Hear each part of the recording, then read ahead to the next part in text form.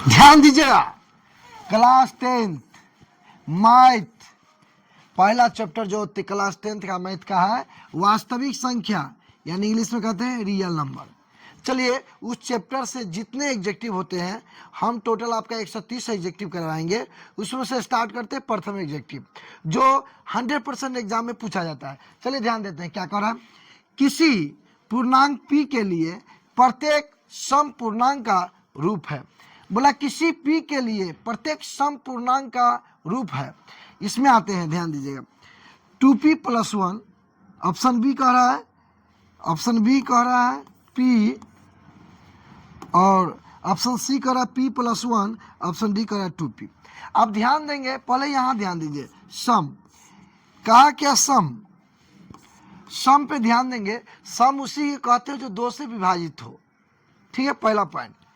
दूसरा पॉइंट, सम पे ये चीज ध्यान देना है कि p के साथ बोला पूर्णांक, तो p में अगर 2 से गुना है, p में अगर 2 से गुना है तो सम होगा, p में अगर 2 से गुना है तो सम होगा। लेकिन एक चीज ध्यान दीजिएगा, अगर इसमें जुट गया सम तो सम होगा। अगर p में 2 से गुना है लेकिन अगर इसमें जुट गया विषम तो टोटल ये हो जाएगा विषम, टोटल ये हो जाएगा विषम है, टोटल हो जाएगा सम। तो सबसे बड़ी ध्यान बात ये देना है कि p में 2 से गुना होनी चाहिए और सम जुटेगा तो सम होगा, विषम जुटेगा तो विषम होगा। और कुछ नहीं जुटा तो डायरेक्ट हो जाएगा 2p। चलिए ध्यान देंगे, 2p हुआ तो सम तो हो गया लेकिन इसके साथ आ गया विषम, इसीलिए ये विषम पूर्णांक हो गया। हमें सवाल में मांग किया है सम पूर्णांक, तो ये होगा नहीं। p, देखिए p है, अगर 2 ले लेते हैं p के जगह, 2 ले लेते हैं तो सम तो हो गया, लेकिन यहाँ पे हम 3 भी तो ले सकते हैं, तो इस रीजन में, या 1 भी तो ले सकते हैं, इस रीजन में बी ऑप्शन नहीं होगा। चलिए p के जगह इस सी ऑप्शन देखिए, p के जगह अगर हम 1 रखते हैं तो 1 1 2 यानी सम तो हो जाएगी, लेकिन अगर p के जगह 2 रखते हैं तो 2 1 3 हो जाएगा, जो सम नहीं होगा, तो ये भी फुलफिल नहीं किया। ऑप्शन आते हैं डी में, अगर p के जगह 1 2 3 4 5 6 कुछ भी रखिएगा तो देखिए डायरेक्ट सम होगा। मान लिया हम 1 रखते हैं, p के मान 1 रखते हैं तो देखिए पूरा के मान हो गया p × 1 यानी 2। अगर यहाँ 2 रखते हैं तो p के मान तो 2 दूनी 4, अगर p के मान 3 रखते हैं तो 3 दूनी 6, यानी हर स्थिति में, हर परिस्थिति में हमेशा सम ही आएगा। इसीलिए सवाल में पूछा सम पूर्णांक, तो इसीलिए ऑप्शन डी होगा। उम्मीद करता हूँ आप लोग अच्छे से समझ गए होंगे।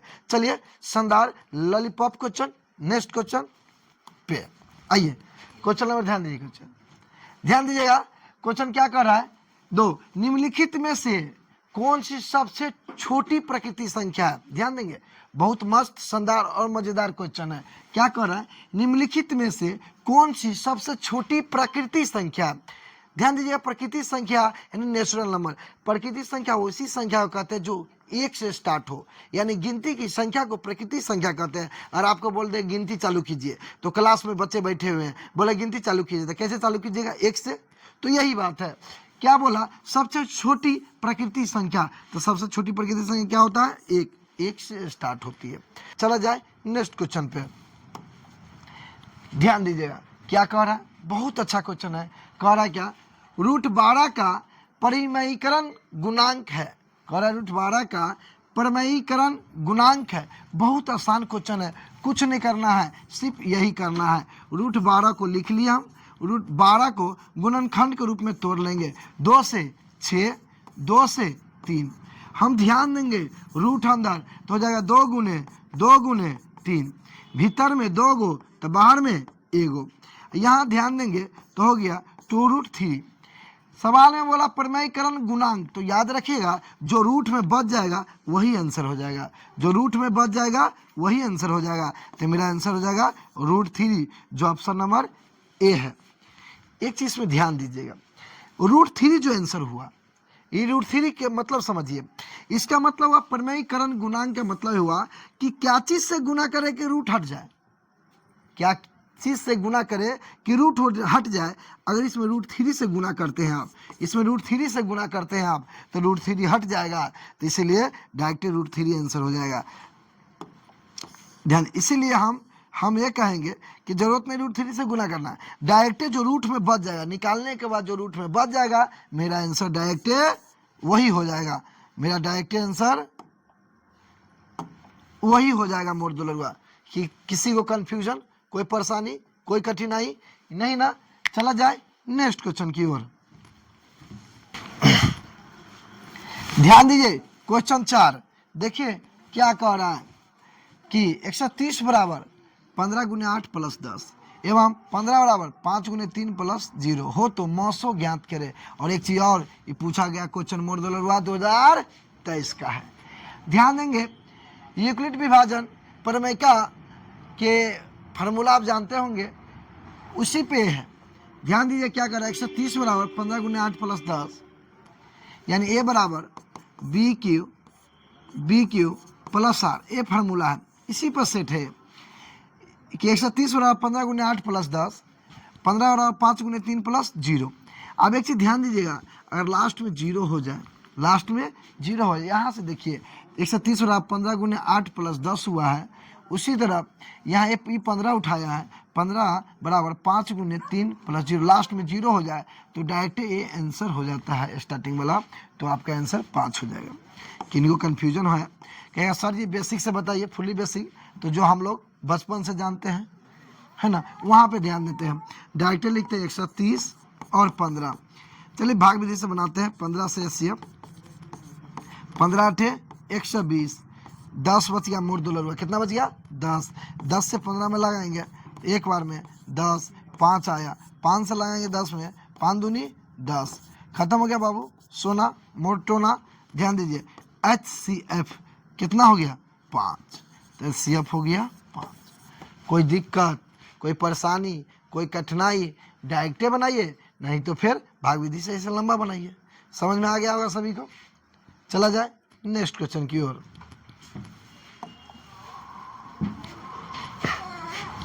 आइए, यूक्लिड विभाजन एल्गोरिथम दो धनात्मक पूर्णांक के निम्न में से किसे परिकलित करने का तकनीक है।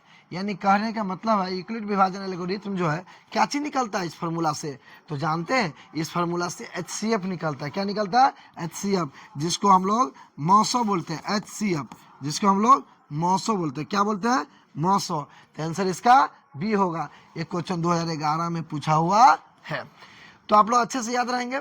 यूक्लिड विभाजन एल्गोरिथम से क्या चीज निकलता है, LCM क्या HCF, HCF निकलता है। क्या चीज निकलता है HCF, जिसको हम लोग मौसो बोलते हैं। चलिए नेक्स्ट क्वेश्चन की ओर देखिए, क्वेश्चन क्या कर रहा है मोर दुलरुआ, 45 और 60 का HCF बोला, तो 45 से भाग लगाइए 60 में, एक बार में 45, कितना बचा 15, 15 से 45, 15 तिया 45, कट गया HCF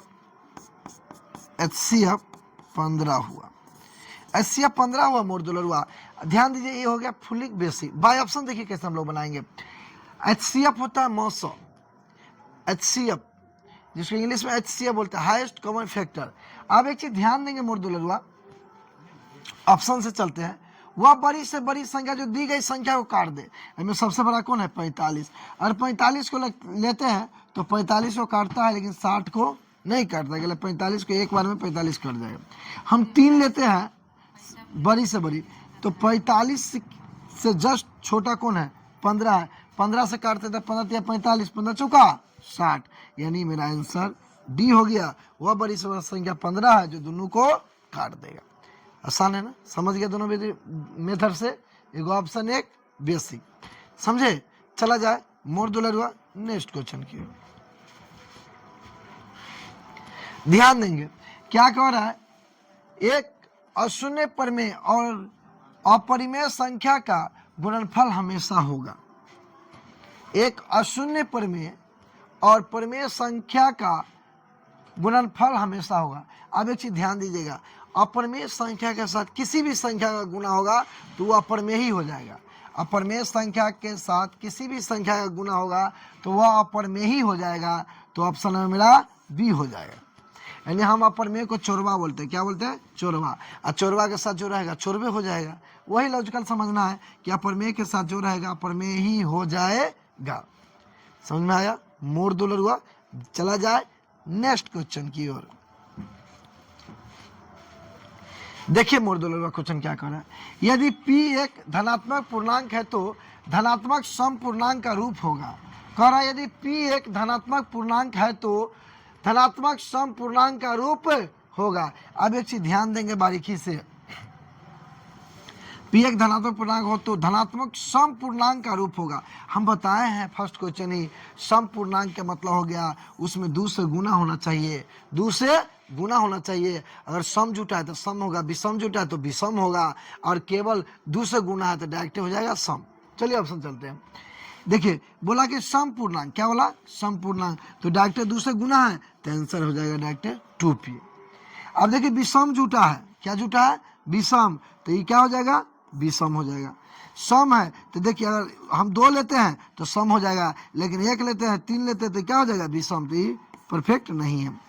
चल ये तो सम है लेकिन जुट गया विषम, तो ये क्या हो जाएगा? विषम। क्या हो जाएगा? विषम। ये क्या हो जाएगा? विषम। और हमें क्या चाहिए? सम। तो ऑप्शन क्या हो जाएगा? ए। समझे? अच्छे से समझे ना मोड़ दुलर हुआ? तो ध्यान दीजिए नेक्स्ट क्वेश्चन की ओर। किसी धनात्मक पूर्णांक q के लिए प्रत्येक धनात्मक विषम पूर्णांक का रूप होता है। कह रहा है क्या? किसी धनात्मक पूर्णांक q के लिए प्रत्येक धनात्मक विषम पूर्णांक, क्या बोला? विषम पूर्णांक का रूप होता है। हम बताए हैं आप लोग को और फिर से बता रहे हैं कि q में अगर कोई सम संख्या से गुना होगा तो सम ही होगा। q में अगर कोई सम संख्या से गुना होगा तो सम ही होगा। अगर उसमें विषम जुटेगा तो विषम होगा, अगर उसमें सम जुटेगा तो सम होगा। अब देखिए क्यों है तो सम है, लेकिन यहाँ मांग क्या रहा है? विषम पूर्णांक। ये सम है, ये भी क्या है? सम है, लेकिन सम जुटा है तो सम हो जाएगा। ये सम है, ये सम जुटेगा तो सम हो जाएगा। अब एक चीज ध्यान देंगे, ये सम तो है लेकिन सम जुटा तो क्या हो जाएगा? सम। हमको विषम बोला है तो विषम जुटेगा तो विषम होगा। तो ऑप्शन सी। Option C. कोई दिक्कत? कोई दिक्कत, कोई परेशानी मोड़ दुलर हुआ? नहीं। आइए क्वेश्चन नंबर 10 पे देखिए मोड़ दुलर हुआ क्या कह रहा है। यदि भाग एल्गोरिथम a बराबर बी क्यू प्लस आर में a बराबर 72, q बराबर 8 तथा r बराबर 0 हो तो b का मान ज्ञात कीजिए। ध्यान दीजिए मोड़ दुलर हुआ क्या करे बाबू सोना, a बराबर 72, q बराबर 8, r बराबर 0 हो तो b का मान ज्ञात कीजिए। ध्यान दीजिए एक फार्मूला आप लोग, a बराबर बी क्यू प्लस आर, ए बराबर बी क्यू प्लस आर। ध्यान देंगे मोड़ दुलर हुआ ए का मान 72 है, ए का मान 72 है और बी का मान निकालना है और क्यू का मान 8 है और आर का मान 0 है। तो 72 बराबर बी गुने 8, 8 नमा 72, बी बराबर 9। बी बराबर मोड़ दुलर हुआ कितना आया? 9। तो डायरेक्ट आंसर हो गया 9। समझ में आया मोड़ दुलर हुआ? अच्छा से समझे तो आज यहीं तक रखा जाए और इसके आगे क्वेश्चन नेक्स्ट क्लास में बताया जाएगा मोड़ दुलर हुआ। टोटल 130 क्वेश्चन है पहले चैप्टर में एग्जेक्टिव, पूरा 130 के 130 आपके अपने यूट्यूब चैनल विजय सर विद्यागन पे पढ़ाया जाएगा। अगर आप यूट्यूब पे है तो चैनल को सब्सक्राइब करें, फेसबुक पे है तो फॉलो करें। जय हिंद, जय भारत।